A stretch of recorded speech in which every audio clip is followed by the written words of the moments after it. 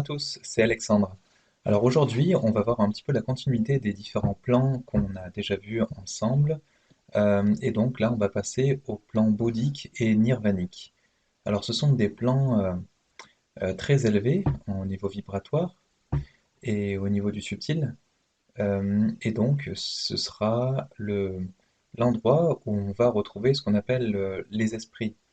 On va retrouver également, très certainement, alors ça dépend un peu de la définition, mais le moi supérieur qui est très certainement soit à mi-chemin, soit en tout cas qui est pleinement sur le plan nirvanique. Alors sur ce plan, on va retrouver la racine de soi, ce qui est vraiment au plus profond de nous-mêmes et qu'on appelle l'esprit, qui vient s'incarner notamment sur Terre, donc lorsque vous m'écoutez. Donc c'est là où se manifeste tout ce qui est béatifique. Donc c'est pour ça que ceux qui font de la méditation profonde pendant des années et qui arrivent à remonter sur ce type de plan arrivent à obtenir l'état béatifique. Donc d'où Bouddha qui expliquait ses voyages dans ce plan bouddhique ou nirvanique, donc ce qu'on appelle plus ou moins le paradis dans le nirvana. Et c'est là où, en fait, on est vraiment très proche du plan divin, pour ne pas dire, voilà, c'est soit à mi-chemin, soit on peut être dedans, selon la conception et la définition qu'on en a. Alors, parmi les petites subtilités, les petites différences qu'on va retrouver entre ces deux plans, donc qui sont superposés, en tout cas en termes de fréquence vibratoire, sur le plan bouddhique, on va conserver une petite part d'ego, même si on se rend compte qu'on est tous un. Là, il n'y a plus de distinction qui peut se faire au niveau notamment de l'âme, au niveau des plans inférieurs, qui vont permettre de faire des expériences dans la matière, mais je veux dire en étant vraiment une unité, on va dire.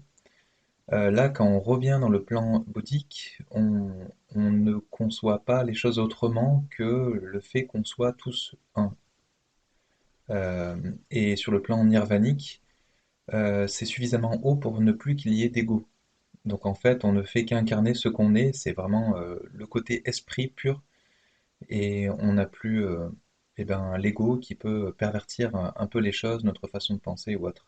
Donc en fait, simplement, quand on remonte à ce niveau-là, on ne fait que être. On est lumière, on est amour, et on a grandi, alors quand on aura terminé les cycles d'incarnation, on sera devenu vraiment très grand au niveau esprit, suffisamment grand pour pouvoir remonter justement sur les plans divins. Mais en attendant, enfin, ou nirvanique en tout cas.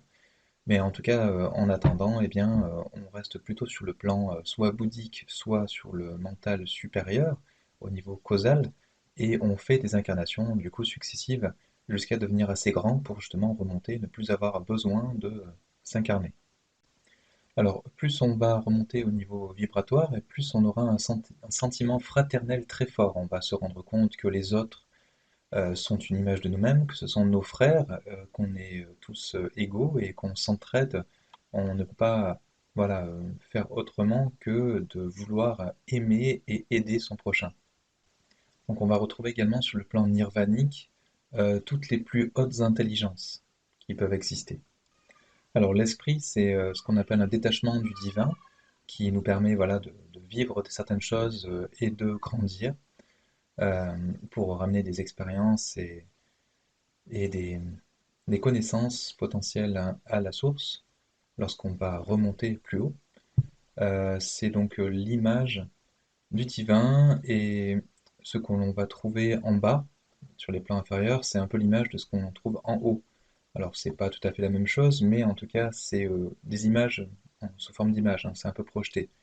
Il y aura toujours des êtres qui seront plus ou moins évolués, euh, et, euh, et du coup, même pour les êtres qui sont peut-être un peu moins évolués, qui ont encore besoin d'expérimenter, dans la matière notamment, il y aura toujours une conscience et surtout un esprit qui sera présent. Donc la conscience ne reviendra pas au niveau de l'esprit comme ça, mais en tout cas, il y aura toujours un esprit pour chacun d'entre nous. Alors c'est au fil des incarnations qu'on va pouvoir se développer de plus en plus et que on aura du coup l'intelligence Divine au niveau mental supérieur qui va se développer de plus en plus et la béatitude aussi. Donc béatitude qu'on retrouve au niveau des plans bouddhiques et nirvaniques. Alors on y trouve sur ces différents plans, donc notamment au niveau bouddhique, des êtres qui sont arrivés suffisamment dans l'amour inconditionnel pour pouvoir justement eh bien, être justement sur ce niveau. On va y trouver des êtres qui ont vraiment envie d'aimer leur prochain et de les aider du mieux qu'ils peuvent. Ils ont vraiment une ouverture du cœur qui est suffisamment intense pour vraiment eh bien, aimer ça et avoir l'envie d'eux. Alors ceux qui n'en sont pas encore là, hein, qui ne sont pas encore dans l'amour inconditionnel, c'est-à-dire qu'ils peuvent très bien aimer, mais c'est dans l'attente quelque part d'un retour, un retour sur investissement, comme certains disent, eh bien, c'est pas grave, c'est juste que il y a des êtres qui ont commencé à évoluer avant vous, avant nous, et qui sont là pour nous aider, qui sont sur des plans supérieurs. Euh, et donc, eh bien, après, libre à nous de, d'évoluer jusqu'à arriver à un amour inconditionnel où vraiment c'est le plaisir d'offrir, le plaisir d'aider son prochain et d'aimer. Et donc, à un moment donné, quand on en arrive là, on a un amour inconditionnel qui se développe. Ça nous fait vraiment plaisir de travailler ça et d'évoluer dans ce sens-là. Et donc, après, eh bien, notre niveau de conscience est le plus adapté au niveau du plan bouddhique. Alors, sur le plan nirvanique, on va retrouver ce qu'on appelle notamment notre moi supérieur. C'est pour ceux qui sont arrivés suffisamment en évolution, suffisamment loin et une vibration suffisamment intense pour avoir un degré de perfection et de maîtrise tellement fort que ce sont des êtres qui sont à la fois parfaits en intelligence, en sagesse, en amour et qui ont une puissance très intense, enfin, une grande, grande puissance de créativité, de plein de choses, en amour et autres. Donc ce sont des êtres qui ne sont plus du tout dans la séparation. Pour eux, ben, on est tous un en fait, et c'est une évidence. Euh, et donc voilà, on est très très proche des sphères divines, voire voilà, on y est, selon l'interprétation qu'on peut en avoir et la définition de ce qui est divin. Mais du coup, le nirvanique, ça va être vraiment pour des êtres qui ont terminé leur cycle d'incarnation et qui ont terminé même de servir au niveau vibratoire un peu supérieur, au niveau du plan bouddhique.